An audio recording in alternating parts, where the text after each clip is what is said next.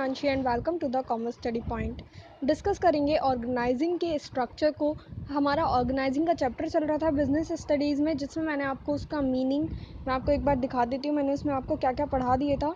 तो देखिए, मैंने उसमें आपको ये वाला मीनिंग पढ़ाया था, उसके स्टेप्स बताए थे कि कौन कौन से स्टेप्स होते हैं, किस तरह से वो वर्क करते हैं, और इम्पॉर्टेंस हम लोगों ने इसकी ये चीज़ें डिस्कस कर ली थी। तो अगर वो वीडियो आप लोगों ने नहीं देखा हो तो इससे पहले एक बार आप वो भी ज़रूर देख लेना। स्टार्ट करते हैं अपने आज के टॉपिक को, ऑर्गेनाइजेशन स्ट्रक्चर। ये क्या होता है, किस तरह से वर्क करता है, धीरे से आराम से इस चीज़ को समझने की कोशिश करते हैं। देखिए, सबसे पहले रीडिंग करते हैं ताकि आपको पॉइंट टू पॉइंट चीज़ें ईजिली समझ में आ जाएं। An organisation require a proper framework to do various managerial and operational task. मतलब एक ऑर्गेनाइजेशन स्ट्रक्चर एक ऐसा स्ट्रक्चर होता है, हर एक ऑर्गेनाइजेशन को कहीं ना कहीं एक ऐसा फ्रेमवर्क, एक प्रॉपर फ्रेमवर्क की ज़रूरत होती है जिसके अकॉर्डिंग वो अपने सारे टास्क परफॉर्म कर सके। मतलब उसे एक गाइडलाइंस की ज़रूरत होती है कि उसको अपना काम किस तरह से करना है। एक पूरा स्ट्रक्चर उसे पहले से ही डिसाइड करना होता है ना। मतलब उसे अपने अंदर, मतलब अपनी ऑर्गेनाइजेशन के अंदर मैनेजरिकल टास्क किस तरह से परफॉर्म करने हैं, या ऑपरेशनल टास्क मतलब सेल्स परचेज, ये चीज़ें उसको किस तरह से करनी है। ये सारी चीज़ें उसको उसके लिए उसे एक ऑर्गेनाइजेशन स्ट्रक्चर बनाना होता है अपनी कंपनी के अंदर।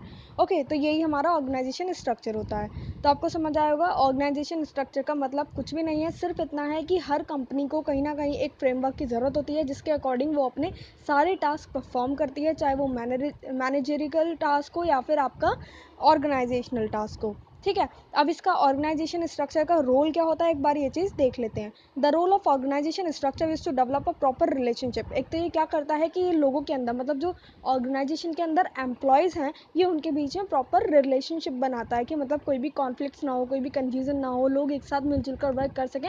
इस तरह की चीज़ों पर ये ध्यान देता है। और साथ ही साथ ये वर्क पर ध्यान देता है कि मतलब जो टास्क है कंपनीज़ में पूरे किए जा रहे हैं, जो एक्टिविटी कंपनी में परफॉर्म की जा रही है, जो प्रोजेक्ट्स मिल रहे हैं, वो चीज़ें भी पूरी तरह से अच्छे से परफॉर्म की जा सकें।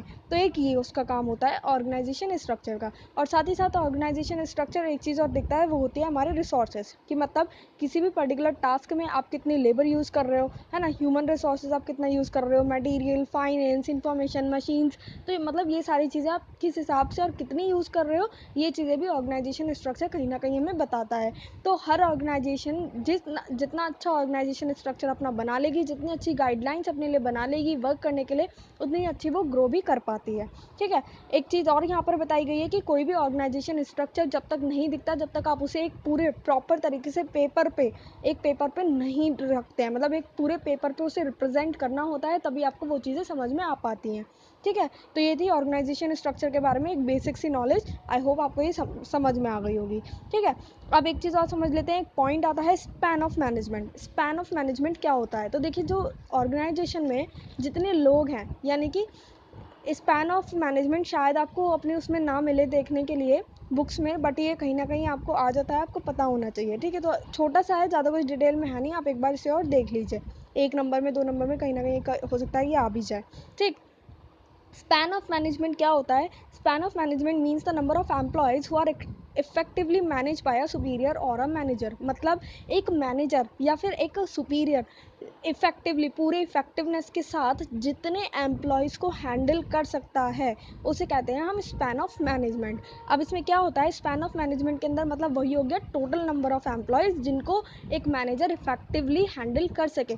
अब अगर आप स्पैन ऑफ मैनेजमेंट के अंडर एम्प्लॉयज़ को बढ़ाए जा रहे हैं और साथ में आपकी इफेक्टिवनेस जाती जा रही है, मतलब आप एम्प्लॉयज़ तो बढ़ा रहे हैं बट आपकी इफेक्टिवनेस रिड्यूस हो रही है, तो कहीं भी स्पैन ऑफ मैनेजमेंट वहाँ पर नहीं रह जाता है। तो एक अच्छा स्पैन ऑफ मैनेजमेंट वही है जहाँ पे एम्प्लॉयज़ तो इंक्रीज़ हो रहे हैं, बट साथ ही साथ उसकी इफेक्टिवनेस, यानी कि मैनेजमेंट की, मतलब जो आपका मैनेजर सुपीरियर जिस इफेक्टिवनेस के साथ वर्क कर रहा था, वो चीज़ ख़त्म नहीं होनी चाहिए। ओके, तो इस चीज़ का यहाँ पर ध्यान रखा जाता है। ठीक, अब देख लेते हैं एक बार types of organisation structure. 2 types के होते हैं, ये चीज़ आपको भी पता होगी, फंक्शनल और डिवीज़न। तो इन चीज़ को, दोनों को ही एक बार डिटेल में डिस्कस करेंगे धीरे धीरे। ओके, देखिए, फंक्शनल स्ट्रक्चर क्या होता है? Functional structure refers to the division of the whole enterprise. मतलब जो आपका पूरी की पूरी कंपनी है, उसके वर्क को जब आप डिवाइड कर देते हो और किस तरह के वर्क को, जो उसमें मेजर एक्टिविटीज़ हो रही हैं, मतलब जो मेजर एक्टिविटीज़ को डिवाइड कर दिया जाता है पूरी एंटरप्राइज में, पूरी एक कंपनी में लोगों के बीच में मेजर एक्टिविटीज़ को जब डिवाइड कर दिया जाता है, उसे परफॉर्म कराया जाता है, वो होता है हमारा फंक्शनल स्ट्रक्चर। फंक्शनल स्ट्रक्चर की अगर हम बात करें तो ये केवल एक प्रोडक्ट को लेकर चलता है। एक प्रोडक्ट को लेकर ये किस तरह से चलेगा, मैं आपको एक बार बता देती हूँ। देखिए, ये इसका एक डायग्राम है, आप इससे समझिए। एक जनरल मैनेजर है, उसके अंडर 4 चीज़ें आ रही हैं, मतलब 4 डिपार्टमेंट उसके अंदर बनाए गए हैं। ये चारों डिपार्टमेंट का हेड है। कौन कौन? Human resources, purchase, production, marketing.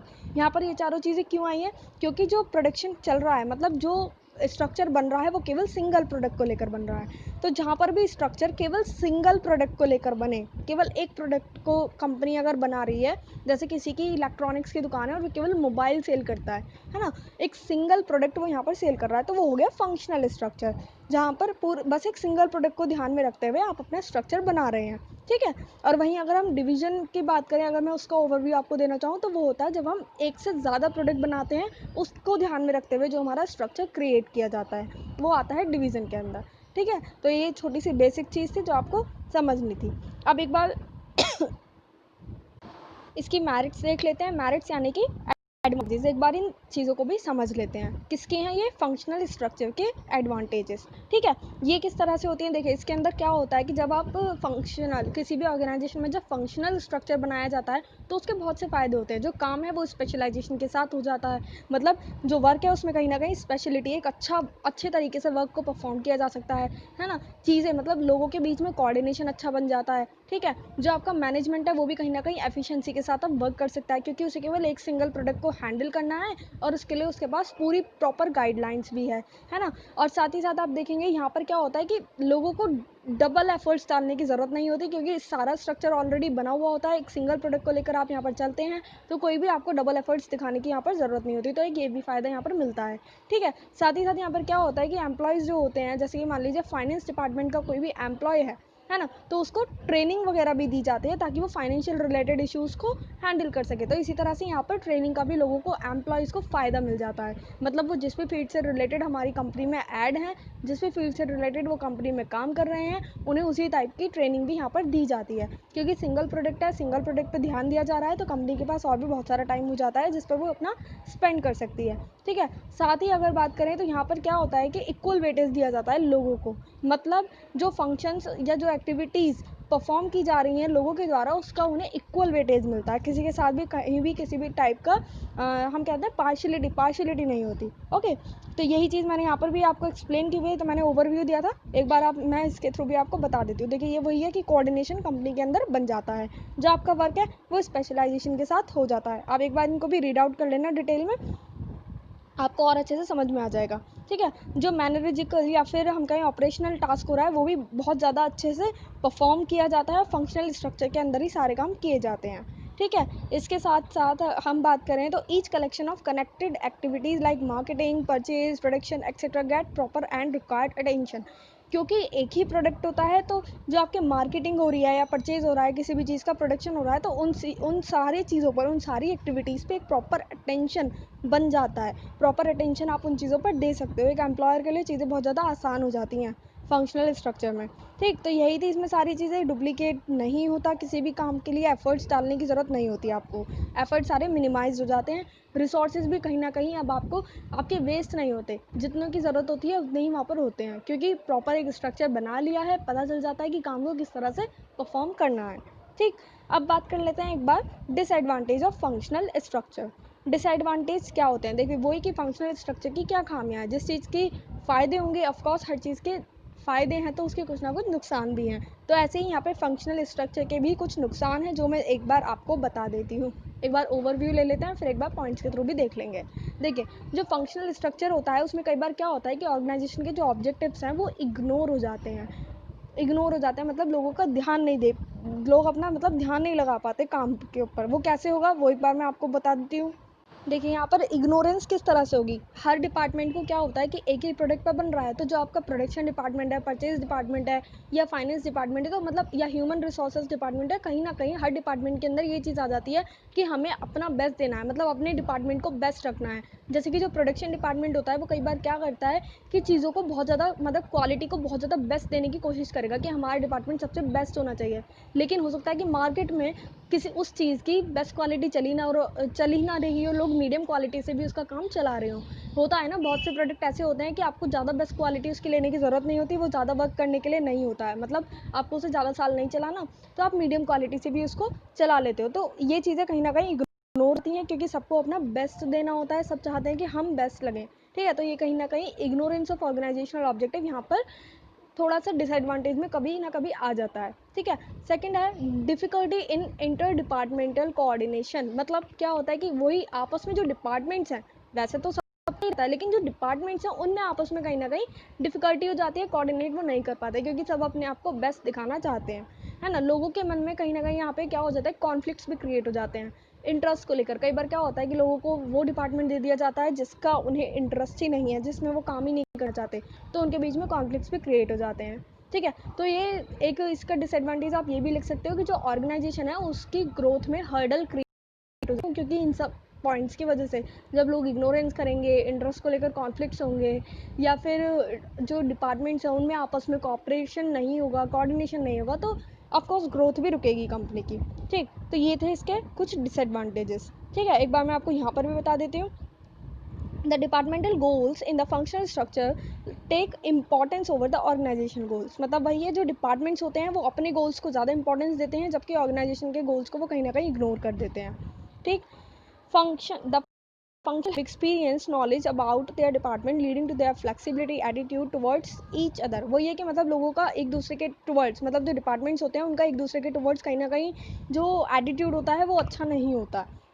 और basic nature of department varies from each other, so there is a lack of flow of information। वो ये कि यहाँ पर क्या होता है कि इन्फॉर्मेशन भी कहीं ना कहीं कई बार नहीं मिल पाती प्रॉपर। सारी चीज़ें यहाँ पर ये चीज़ डिपेंड करती है, इस चीज़ पर आती है कि जो डिपार्टमेंट है उनमें ही कॉन्फ्लिक्ट्स होते हैं, डिपार्टमेंट के अंदर कोऑर्डिनेशन नहीं बन पाता, डिपार्टमेंट ऑब्जेक्टिव्स के ऊपर ही देखते हैं, ऑर्गेनाइजेशन ऑब्जेक्टिव को भूल जाते हैं। इसी चक्कर में आपकी, अगर हम एज अ होल देखें तो ऑर्गेनाइजेशन की ग्रोथ रुक जाती है। तो ये थे इसके सारे डिसएडवांटेजेस। आप चाहो तो एक बार इनको अच्छे से पढ़ लेना। अब एक बार मैं आपको यहाँ पर ये चीज़ बता देती हूँ, ये डिसएडवांटेज नहीं है। सुटेबिलिटी मतलब फंक्शनल स्ट्रक्चर कहाँ पर सुटेबल रहेगा, हर चीज़ में ये सुटेबल नहीं है। तो फंक्शनल स्ट्रक्चर केवल आपका वहीं सुटेबल रहता है जहाँ पर केवल एक ही प्रोडक्ट बन रहा हो। Okay, in case the size of organisation and diversity of activity is handle is increasing. मतलब अगर आपकी ऑर्गेनाइजेशन में, किसी कंपनी में प्रोडक्ट ज़्यादा बन रहे हों या बहुत ज़्यादा डाइवर्सिफाइड हो, बहुत ज़्यादा अच्छे लेवल पे ऑर्गेनाइजेशन हो, तो वहाँ पर फंक्शनल स्ट्रक्चर काम नहीं करता। ठीक है, ये केवल वहीं काम करता है जहाँ पर केवल एक ही प्रोडक्ट प्रोड्यूस हो रहा हो। ठीक है, तो ये चीज़ें कि यहाँ पर ध्यान में रखने की है, क्योंकि इस चीज़ से केस स्टडी में क्वेश्चन आ सकता है कि फंक्शनल स्ट्रक्चर कहाँ पर सुटेबल है। ओके, नेक्स्ट पर आ जाते हैं। जो नेक्स्ट टॉपिक है वो है डिविजनल स्ट्रक्चर। फर्स्ट हमने पढ़ लिया, ये सारे हमारे ऑर्गेनाइजेशन स्ट्रक्चर के पार्ट्स चल रहे हैं। फर्स्ट था फंक्शनल एंड सेकंड था आपका डिविजनल। फंक्शनल हम लोग पढ़ चुके हैं, अब हम लोग पढ़ेंगे डिविजनल स्ट्रक्चर। देखिए, फंक्शनल स्ट्रक्चर में मैंने आपको बताया था कि ये वहाँ के लिए होता है, मतलब उन ऑर्गेनाइजेशन में होता है जहाँ पर एक सिंगल प्रोडक्ट बन रहा हो। लेकिन जो डिविजनल स्ट्रक्चर है ये आपका वहाँ बनता है जहाँ पे बहुत सारे प्रोडक्ट्स बन रहे हो, ज़रूरी नहीं है कि एक ही प्रोडक्ट बन रहा हो। ठीक है, which is dealing in multi products. Okay, यानी कि मोर देन वन, तो ये वहाँ पर होता है यूज़फुल। अब मैं एक बार इसका आपको चार्ट दिखाती हूँ। देखिए, एक मैनेजिंग डायरेक्टर है, तो यहाँ पर देखिए कितने सारे प्रोडक्ट बन रहे हैं। एक बन रहा है ऑटोमोबाइल्स, एक बन रहा है मेडिसिन, एक बन रही है गारमेंट्स की, एक बन रहा है टेक्सटाइल्स। तो यहाँ पर 4 प्रोडक्ट आपको देखने को मिल रहे हैं, है ना। डिपार्टमेंट्स ही हैं चारों के, तो अलग अलग हो गई, है ना। एक हो गया, इसके 4 डिपार्टमेंट हो गए, फिर इसके 4 डिपार्टमेंट, इसके 4 डिपार्टमेंट और इसके भी 4 डिपार्टमेंट। तो ये चीज़ें यहाँ पर आप देख रहे हो कि एक से ज़्यादा प्रोडक्ट यहाँ पर बन रहे हैं, तो यानी कि ऑर्गेनाइजेशन का स्केल भी कहीं ना कहीं हाई होगा। यहाँ पर जो ध्यान में रखने वाली चीज़ है एक ये भी है कि each division gets its own set of department. मतलब हर डिवीज़न का, वो मैंने आपको बताया अभी कि हर डिवीज़न का मतलब जो आपका जैसे ऑटोमोबाइल है तो हर एक के 4 डिपार्टमेंट है, मेडिसिन के 4, तो इस तरह से ये चीज़ यहाँ पर आपको ध्यान रखनी होगी। ठीक है, अब एक बार इसके एडवांटेज देख लेते हैं डिवीज़न स्ट्रक्चर के। ये भी मैं आपको ओवरव्यू के थ्रू बता दूंगी, क्योंकि वहाँ से आपको ज़्यादा अच्छे से समझ में आ जाएगा। देखिए, अगर डिविजनल हेड है, मतलब कहीं पे भी ऑर्गेनाइजेशन में डिविजनल स्ट्रक्चर बनाया गया है, तो जो वहाँ के डिविजनल हेड्स होते हैं उनका कहीं ना कहीं डेवलपमेंट होता है। किस तरह से होगा उनका डेवलपमेंट? क्योंकि वो बहुत सारे प्रोडक्ट बना रहे हैं, उन्हें बहुत सारी एक्टिविटीज़ परफॉर्म करने को मिलती है, तो उनकी जो स्किल है, उनकी जो नॉलेज है वो भी बढ़ती है ना, तो उनका भी डेवलपमेंट होता है। तो यहाँ पर एक तो ये फ़ायदा हो गया, मतलब डिविजनल हेड्स के लिए यहाँ पर एक एडवांटेज हो जाता है। ठीक। सेकेंड, अगर मैं आपको बताऊँ कि डिविजनल और स्ट्रक्चर से क्या फ़ायदा होता है, तो आप देखेंगे जो आपका रिज़ल्ट है, इसमें जो आपका रिज़ल्ट आता है वो बहुत ज़्यादा अच्छे से आप लोग मेज़र कर पाते हो, क्योंकि हर डिपार्टमेंट, हर चीज़ के लिए आपने डिपार्टमेंट बनाया हुआ है अलग अलग, तो आपका रिज़ल्ट भी मेजरेबल होता है। आपको इजीली पता चल जाता है कि आपको किस डिपार्टमेंट में, मतलब एक पर्टिकुलर किस डिपार्टमेंट में या किस प्रोडक्ट के डिपार्टमेंट में आपको प्रॉफिट हो रहा है ज़्यादा से ज़्यादा, और या फिर किस प्रोडक्ट के डिपार्टमेंट से आपको लॉस झेलना पड़ रहा है। तो आप इस चीज़ को भी इजीली एनालिसिस कर सकते हो डिविजनल स्ट्रक्चर के थ्रू। ठीक है। थर्ड, यहाँ पर आपका एक ये भी एडवांटेज बन जाता है कि बहुत सारे डिपार्टमेंट्स बन जाते हैं अलग अलग, तो इससे एक फ़ायदा ये हो जाता है कि जल्दी से जल्दी डिसीजन ले सकते हैं लोग, क्योंकि जैसे मान लीजिए ऑटोमोबाइल्स का एक अलग डिपार्टमेंट बन गया, गारमेंट्स का अलग, तो उनको उससे रिलेटेड डिसीजन लेने हैं और उनको उससे रिलेटेड, तो डिसीजन मेकिंग कहीं ना कहीं डिवाइड हो गई लोगों के बीच में, तो वो बहुत ज़्यादा ईजी हो गई एज एन होल। अगर हम एज अ होल देखें ऑर्गेनाइजेशन के लिए, तो वो बहुत ज़्यादा ईजी हो गया है ना। फोर्थ, इसमें ये हो जाता है ईजी एक्सपेंशन, यानी कि बहुत अच्छे से ग्रोथ हो सकता है किसी भी कंपनी का। ठीक है। तो ये कुछ चीज़ें थी जो आपको इसके एडवांटेज में आप लिख सकते हैं और ध्यान रख सकते हैं। ठीक। वही है, मैंने आपको यहाँ पर बताई है, प्रोडक्ट स्पेशलाइजेशन, प्रोडक्ट आपका अच्छा हो जाता है ना, और फ्लेक्सिबिलिटी आ जाती है कहीं ना कहीं आपके वर्क में, मतलब आप अच्छे से वर्क कर सकते हो। ऐसा नहीं होता कि आपका वर्क बिल्कुल फिक्स्ड है, आपकी performance time to time improve होती रहती है फिक्स उसमें, डिविजनल स्ट्रक्चर में, क्योंकि आपके अंदर स्पेशलिटी आ जाती है काम को करने की, आपके स्किल्स डेवलप होती रहती हैं। ठीक। तो ये थी इसके कुछ एडवांटेजेस। वही है सारी, क्विक डिसीजन मेकिंग, ये रहा, ये मैंने आपको बताया था। तो वही सारी इसकी वो हैं एडवांटेजेस। अब एक बार इसके डिसएडवांटेजेस को भी देख लेते हैं। तो देखिए, डिसएडवांटेजेस में क्या होगा कि वही है जैसे आपके फॉर्मल में हुआ था, सॉरी फंक्शनल में हुआ था, क्या होता था लोगों के बीच में, यानी कि डिपार्टमेंट के बीच में कॉन्फ्लिक्ट्स हो जाते थे। ऐसे यहाँ पर भी होता है, यहाँ पर तो अलग अलग डिपार्टमेंट है, बिल्कुल हेड्स अलग अलग हैं, तो उन हेड्स के बीच में कई बार क्या होता है, कॉन्फ्लिक्ट्स क्रिएट हो जाता है। ठीक है। फंक्शन डुप्लिसिटी यहाँ पर हो जाती है, क्योंकि बहुत सारे डिपार्टमेंट्स हो जाते हैं, कन्फ्यूजन हो जाती है क्या काम करना है, कैसे करना है, तो कहीं ना कहीं लोग दो बार उस चीज़ को परफॉर्म कर देते हैं, जो चीज़ उन्हें नहीं करनी होती। एक कई बार क्या हो जाता है, सेल्फिशनेस आ जाती है लोगों के अंदर। सेल्फिशनेस कैसे आ जाएगी, मतलब सब सोचेंगे कि जो हमारे प्रोडक्ट का डिपार्टमेंट है वही अच्छा हो, हम दूसरे से ज़्यादा बेस्ट करें, है ना, ज़्यादा प्रॉफिट लाएं, ताकि जो दूसरे का डिपार्टमेंट है वो कहीं ना कहीं डाउन चला जाए और अगली बार से उसका प्रोडक्शन ही रुक जाए। अगर कंपनी को गारमेंट से लॉस हो रहा है, तो वो अगली बार गारमेंट्स बनाएगी ही क्यों? वो तो यही चाहेगी ना, जिस प्रोडक्ट से उसको ज़्यादा से ज़्यादा बेनिफिट हो रहा है, वो उसी प्रोडक्ट को अच्छा बनाना चाहेगी, उसी में एक्सपेंशन करेगी अपने आप को। ठीक है। तो ये चीज़ें यहाँ पर कहीं ना कहीं कॉन्फ्लिक्ट्स क्रिएट कर देती है और डिसएडवांटेज बन जाती है किसकी, आपके डिविजनल स्ट्रक्चर की। तो यही थी बस आज की वीडियो, जिसमें मैंने आपको थोड़ी सी कुछ चीज़ें समझा दी थी। एक बार इसकी सुटेबिलिटी मैं आपको बता देती हूँ। सुटेबिलिटी वही है कि ये जो होती है डिविजनल स्ट्रक्चर, ये वहीं पे काम आती है जहाँ पर जो प्रोडक्ट हैं वो एक से ज़्यादा बन रहे हो, ऑर्गेनाइजेशन थोड़ी सी अच्छे लेवल पे हो, है ना। जो फंक्शनल स्ट्रक्चर था वो थोड़े से लो लेवल पे वर्क करता था, लेकिन ये बहुत ज़्यादा अच्छे लेवल पे हो, वहाँ पर ये चीज़ें सुटेबल होती हैं। ठीक है। तो फ्रेंड्स, बस आज की वीडियो में इतना ही, जिसमें मैंने आपको इसके ऑर्गेनाइजेशन स्ट्रक्चर के बारे में सारी चीज़ें बता दी हैं। इसके बाद इस चैप्टर से रिलेटेड अभी और भी वीडियोस आएंगी, क्योंकि ये चैप्टर थोड़ा सा लंबा है आपका, है ना, तो उनको भी समझेंगे। अगर ये वीडियो आप लोगों को पसंद आई तो वीडियो को लाइक ज़रूर करें, शेयर करें अपने फ्रेंड्स के साथ, जो भी हो जिसको भी इस वीडियो की ज़रूरत हो, प्लीज़ उस तक ये वीडियो ज़रूर पहुँचाएँ। चैनल पर अगर आप नए हैं तो चैनल को सब्सक्राइब ज़रूर कर लें और बेल आइकन को प्रेस करना ना भूलें। Thank you friends, thank you for watching.